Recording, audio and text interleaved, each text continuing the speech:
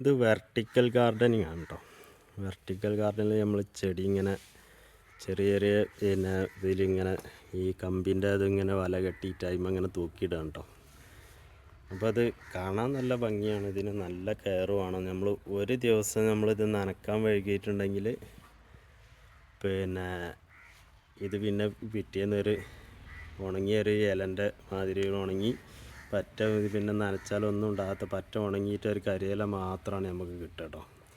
അതാണ് ഈ വെർട്ടിക്കൽ ഗാർഡൻ്റെ ഒരു ന്യൂനത ഉള്ളത്. കാണാൻ നല്ല ഭംഗിയൊക്കെ തന്നെയാണ്.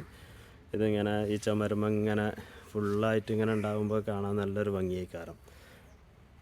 പക്ഷേ ഇതിൻ്റെ വിഷയം നമ്മൾ വീട്ടുകാരൊക്കെ ദൂരയാത്ര പോയി വരുമ്പോൾ നമുക്ക് പിന്നെ ഈ സാധനം കാണാൻ കിട്ടില്ല കേട്ടോ. അപ്പോൾ നിങ്ങൾക്ക് ഈ ചെടീൻ്റെ വിശേഷങ്ങളൊക്കെ ആയിട്ട് ഞാൻ ഒരുപാട് വീഡിയോ എൻ്റെ ചാനലിൽ ഇട്ടിട്ടുണ്ട്.